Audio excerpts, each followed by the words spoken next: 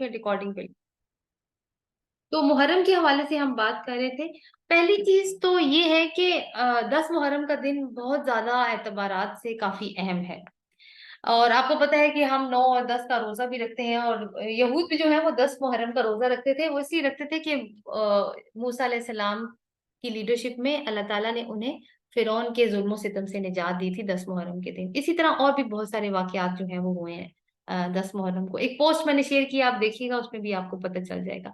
لیکن یہ جو واقعہ ہوا جہاں پہ رسول اللہ صلی اللہ علیہ وسلم کے اہل بیت کو اتنی بڑی قربانی دینی پڑی، میں اس واقعے کی پوری کہانی کے اندر نہیں جاؤں گی. پہلے بھی ہم نے کچھ بات کی تھی لاسٹ ایئر بھی. ہم صرف اس کی وجہ کے اوپر بات کریں گے اور کچھ اور باتیں جو اہم ہیں ہمارے لیے. یہ ہے کہ کیا ایک تو یہ کہ وجہ کیا تھی اس جنگ کی، اس لڑائی کی. کیونکہ ہم دیکھتے ہیں کہ ہر قسم کی جنگ میں ایک پاور بیلنس ضرور ہوتا ہے کسی نہ کسی لیول کا. جنگ بدر کی بات کریں تو تعداد اور ہتھیار کے اعتبار سے مسلمان پیچھے تھے، لیکن اللہ تعالیٰ کی غیبی مدد مسلمانوں کے لیے آئی تھی، اور پھر حالات بھی ان کے فیور میں ہو گئے تھے، جس کی وجہ سے پلڑا تقریباً برابر ہو گیا تھا. ٹھیک ہے.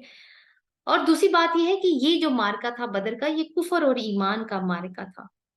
مگر یہاں پر حضرت امام حسین کے کیس میں ایک طرف پوری ٹرینڈ آرمی ہے اور دوسری طرف ایک پورا خاندان ہے، جس میں عورتیں، بزرگ، بچے، نوجوان لڑکے شامل ہیں. کیوں یہ ضرورت پیش آ گئی؟ کیا یزید کافر تھا؟ تو ضرورت صرف ایک تھی کہ اللہ کا دین کمپرومائز ہو گیا تھا. اللہ کا دین جس کی بنیادیں رسول اللہ صلی اللہ علیہ وسلم نے بڑی محنت سے ڈالی تھی. چاروں خلفائے راشدین نے اپنا خون دے کر اس کو پروان چڑھایا تھا اور اسٹیبلش کیا تھا، لیکن اس میں اب کچھ لوگ دراڑیں ڈالنے لگے تھے. اب اگر ہم ذرا تھوڑا سا پیچھے جائیں اور انسان کی تخلیق کے مقصد کی طرف چلے جائیں تو اللہ تعالیٰ قرآن پاک میں ہمیں بتاتے ہیں کہ میں نے جن و انس کو اپنی عبادت کے لیے پیدا کیا. عبادت کیا ہوتی ہے؟ عبادت کا مطلب اگر ہمیں سمجھنا ہے نا تو ہمیں واقع کربلا سے صاف پتہ چل جاتا ہے اس کا مطلب. ہمارے نزدیک عبادت کی ڈیفینیشن جو ہم پوچھتے ہیں تو وہی نماز، روزہ، حج، زکوٰۃ، صدقات وغیرہ، کچھ آپسی رکھ رکھاؤ. تو یزید ان چیزوں سے منع نہیں کرتا تھا، وہ خود مسلمان تھا، کچھ نہ کچھ ان کو فالو بھی کرتا تھا. نہ اسے لوگوں کو مسلمان بننے سے روکا تھا، نہ اس نے عبادات پہ کوئی پابندی لگائی تھی. تو پھر حسین رضی اللہ عنہ کیوں اس سے برسر پیکار آ گئے؟ یہاں ہمیں اصل میں مسلمان کی تخلیق کا مطلب اور اس کی عبادت کا مفہوم سمجھ میں آتا ہے. عبادت اصل میں کیا ہے؟ عبدیت. اور عبدیت ہوتا ہے غلام ہونا، عبد ہونا. غلام ہونا کوئی 6-8 آورز کی ڈیوٹی نہیں ہوتی، بلکہ 24/7 کام، لائک اس کا کام ہے 24/7 کا. اس کام میں غلام کی اپنی کوئی مرضی نہیں ہوتی، مرضی صرف آقا کی ہوتی ہے. ہم میں یہ سوچنا ہے کہ ہم اگر غلام ہیں، عبد ہیں، تو کیا ہم اس ڈیفینیشن پہ پورے اترتے ہیں؟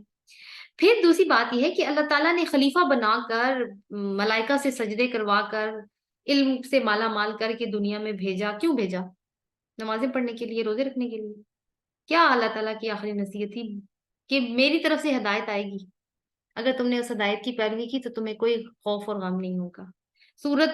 یہ سورہ بقرہ کے سٹارٹ میں ہم نے پڑھا، جیسے ہی ہمارا یہ دوسرا پارا سٹارٹ ہوا، امت وسطہ کے بارے میں، کہ وَكَذَلِكَ جَعَلْنَاكُمْ أُمَّةً وَسَطًا لِتَكُونُوا شُهَدَاءَ عَلَى النَّاسِ وَيَكُونَ الرَّسُولُ عَلَيْكُمْ شَهِيدًا، کہ تم وہ درمیانی امت ہو جسے لوگوں کے لیے برپا کیا گیا ہے. یعنی تم نے اپنے عمل سے یہ ثابت کرنا ہے کہ تم واقعی ایسا ماڈریٹ لائف سٹائل اپناتے ہو کہ پھر تمہیں لوگوں کی پرواہ نہیں ہوتی کہ لوگ کیا کہتے ہیں. اور سب سے بڑی کام کہ تم نے شہادت الناس کا کام کرنا ہے، تم نے اللہ تعالیٰ کے دین کو اسٹیبلش کرنا ہے اس دنیا کے اندر. موسیٰ علیہ السلام جو تھے، جب وہ فرعون سے انہوں نے کلام کیا تھا تو کیا کہا تھا؟ ان کو برائی سے روکا تھا نا کہ بنی اسرائیل کو میرے ساتھ بھیج دو. اب حضرت امام حسین پہ واپس آئیں تو ان سارے تناظر میں دیکھیں تو ہمیں کیا یہ نہیں پتہ چلتا کہ انہوں نے عبدیت کا واقعی حق ادا کیا؟ جب اللہ تعالیٰ کے دین کا نظام، خلافت جس کی بنیاد خلافت تھی، بادشاہی میں بدل گئی تو انہوں نے یہ چیز برداشت نہیں کی. ویسے جب وہ نکلے تو کسی نے ساتھ نہیں دیا ان کا، اکیلے ہی نکلے اپنے خاندان کے ساتھ، صرف خاندان والے ساتھ تھے. تو کیا انہیں پتہ نہیں تھا کہ میں کیا کرنے جا رہا ہوں؟ لوگ کہتے ہیں نہیں، بادشاہ جنگ جو ہے وہ کرسی کے لیے تھی. کیا ان کو نہیں معلوم تھا کہ میں کس کے ساتھ جا رہا ہوں اور کس کے خلاف جا رہا ہوں؟ لیکن پھر بھی انہوں نے اپنے عمل سے یہ اسٹیبلش کیا کہ ابدیت ہوتی کیا ہے، اور یہ کہ جب امر بالمعروف اور نہیں ہونے منکر کرو نا تو دنیا میں پھر سلوک کیا ہوتا ہے۔ تو وہی ہوا نا، ہار گئے، ظاہری طور پر لٹ پٹ گیا، پورا خاندان ہی ختم ہو گیا تقریباً۔ لیکن انہوں نے اپنے عمل سے، کردار سے، ایمان سے، شجاعت سے شہادت علی الناس کا کام کر دیا۔ انہوں نے بتا دیا کہ اصل میں دینی غیرت کیا ہوتی ہے۔ اب آپ دیکھیے کہ پوری فیملی ساتھ گئی ہے۔ میں اگر بہت زیادہ دین کے راستے پر آج آ گئی ہوں یا آ جاؤں، یا آپ آ جائیں، آپ میں سے کوئی بھی، اور کسی جگہ پہ آپ کو برسر پیکار ہونا پڑے، کسی قوت کے خلاف جانا پڑے، اور آپ اپنی فیملی کو پرسویٹ کریں، کتنے لوگ آپ کے ساتھ جائیں گے؟ فیملی سب سے پہلے ریزسٹ کرتی ہے نا، لیکن ایک نے بھی ریزسٹ نہیں کیا، سارے کے سارے آئے۔ آپ سوچئے کہ کیا تربیت ہے اس خاندان کی، اور تربیت کرنے والے کون ہیں؟ حضرت علی رضی اللہ عنہ۔ اور حضرت علی کی تربیت کرنے والا کون ہے؟ حضرت محمد صلی اللہ علیہ وسلم۔ بچپن سے وہیں رہ رہے ہیں نا رسول اللہ صلی اللہ علیہ وسلم کے پاس، 6 سال کی عمر سے ان کے ساتھ رہ رہے ہیں۔ تو جس طرح انسان اپنی اولاد کی پرورش کرتا ہے، اسی طرح اولاد پرورش ہوئی ہے نا حضرت علی کی بھی۔ تو کیا پھر آگے سے ہمیں اس کا فروٹ نظر آ سکتا؟ وہ ہمیں امام حسین ہی نظر آ سکتے تھے، یا امام حسن ہی نظر آ سکتے تھے۔ دنیا سے چلے بھی گئے ہیں، لیکن ایسا فلسفہ انہوں نے ہمارے لیے چھوڑ دیا ہے جس نے ایکچولی دین کے فلسفے کو تازہ کر دیا۔ اور جو رسول اللہ صلی اللہ علیہ وسلم نے فرمایا تھا نا کہ حسین مجھ سے ہے اور میں حسین سے ہوں، تو حسین مجھ سے ہے تو پتہ چلتا ہے نا کہ وہ میرے جسم کا حصہ ہے، ظاہر ہے میری بیٹی کا بیٹا ہے۔ لیکن میں حسین سے ہوں، اس کا کیا مطلب ہے؟ کہ میرا دین جو ہے نا، وہ اس کو تازہ کرے گا میرا یہ بیٹا۔ جو میں نے بنیادیں چھوڑی ہیں نا، ان کو جب کچھ لوگ شیک کرنے کی کوشش کریں گے تو یہ ریزسٹ کرے گا ان کے آگے۔ اور آپ یہ دیکھیے کہ قرآن بھی ہمیں کہتا ہے کہ میجورٹی ہمیشہ گمراہی کی راہ پہ ہی ہوتی ہے، کم ہی لوگ ہوتے ہیں جو ایمان والی راہ میں ہوتے ہیں، اور یہ ہم نے دیکھا بھی ہے، اپنے پیغمبروں کی ہسٹری بھی ہم نے دیکھی ہے، ایسے ہی ہے۔ اب یہ کیا ہے؟ یہ سارا کچھ اصل میں ایک فلسفہ انہوں نے زندہ کیا، اور وہ فلسفہ کیا ہے؟ حسینیت کا فلسفہ۔ اس کے مقابلے میں یزیدیت کیا ہے؟ ایک شخص کا نام تو ضرور ہے، لیکن پورا نظام ہے۔ کیا؟ بادشاہ ابن بادشاہ ابن بادشاہ۔ اللہ کے دین کو چند رسومات کا نام دے دو، خود جو چاہے کرو، کلمہ گو بھی ہو اور اس کی توہین بھی کرو، اپنی ذات کو، اپنے مفادات کو مقدم رکھو، باقی بھاڑ میں چلے جائیں۔ اللہ کا نام استعمال کرو، کام سارے وہ کرو جو طاغوتی نظام کو خوش کرنے والے ہوں۔ اتنی منافقت! تو اگر ہم اس حسینیت اور یزیدیت کے آئینوں میں اپنے آپ کو دیکھیں، تو ویسے تو ہم یزید سے نفرت کرنے والے لوگ ہیں، ہمیں یزید کہیں بھی پسند نہیں آئے گا، ہمیں شیطان کہیں پسند نہیں آئے گا، لیکن جس نظام کے تحت ہم زندگی گزار رہے ہیں، اس میں ہم کیا حسینیت کو انڈورس کر رہے ہیں یا یزیدیت کو؟ ہم تو خود روزانہ ایک حسین کو قتل کرتے ہیں، کیونکہ ہم ایک ایسے نظام کے تحت جی رہے ہیں جس میں مسلمان کو مسلمان ہونے سے نہیں روکا جاتا۔ لیکن دین کہاں ہے اللہ کا؟ نظام کہاں ہے اللہ کا؟ اللہ کی زمین پر نظام تو اس کا ہونا چاہیے نا۔ کس کا نظام ہے؟ ہم کس کے نظام کے فالوور ہیں؟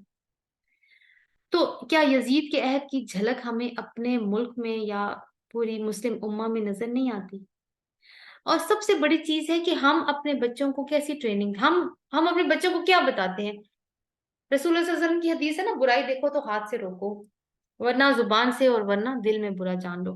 آج ہم کیا کرتے ہیں؟ برائی کو صرف دل میں برا جانتے ہیں۔ ہو سکتا ہے ایک ٹائم ایسا ہے ہم یہ بھی نہ کریں، ہم اتنے ڈی سینسٹائز ہو جائیں، ہم یہ بھی نہ کریں، یہ بھی ہو سکتا ہے۔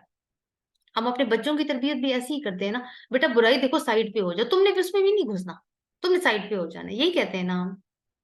تو پھر کیا ہم اپنے بچوں کو کوئی دعویٰ تو ہم کرتے ہیں کہ امام حسین سے محبت کرتے ہیں، ہم رسول اللہ صلی اللہ علیہ وسلم سے محبت کرتے ہیں ہم، تو آج ہی ہم نے پڑھا کہ دعووں کے تو ثبوت بھی دینے پڑتے ہیں۔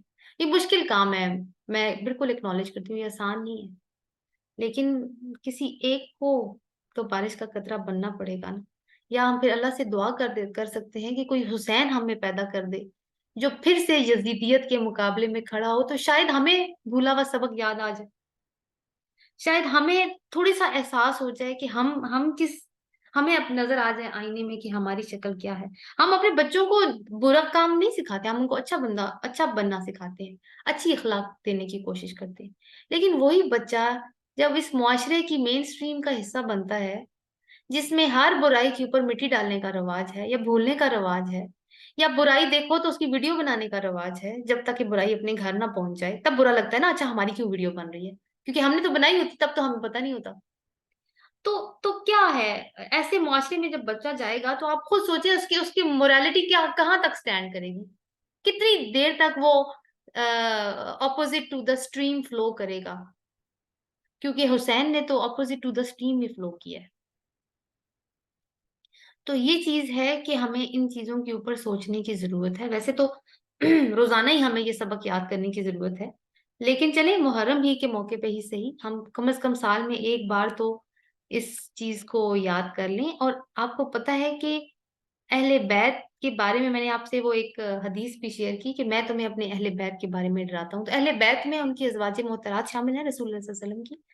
پھر ایک صحیح حدیث کے مطابق حضرت علی, حضرت فاطمہ رضی اللہ عنہا, حضرت حسن اور حضرت حسین رضی اللہ عنہم, یہ سب شامل ہیں اہل بیت میں. اور حسن اور حسین رضی اللہ عنہم نوجوانان جنت کے سردار ہیں. تو جنت کا سردار ہونے کے لیے تو عمل کی ضرورت ہے نا, تو اللہ تعالیٰ نے ہمیں صاف بتا دیا ہے, کیونکہ نبی کے ساتھ تعلق نہیں بچا سکتا کسی کو بھی. تو رسول اللہ صلی اللہ علیہ وسلم نے یہ 3 دفعہ کہا تھا کہ میں تمہیں اپنے اہل بیت کے بارے میں اللہ کی یاد دلاتا ہوں. تو کیوں؟ تاکہ ہمیں یہ دیکھنے کی ضرورت ہے کہ اہل بیت کے اندر ہمارے لیے کیا نمونہ موجود ہے. تو اس دعا کے ساتھ کہ اللہ تعالیٰ ہمیں حسینیت کے فلسفے کو سمجھنے کی توفیق عطا فرمائے, اور اس کے اوپر پھر عمل کرنے کی توفیق بھی عطا فرمائے, اور تاکہ ہم بھی اپنے معاشرے میں ایک اچھی سی کوئی روشن کرن ڈھونڈ سکیں اور ایک امید رکھ سکیں کہ ہم بھی خسارے سے باہر آ جائیں. آمین یا رب العالمین.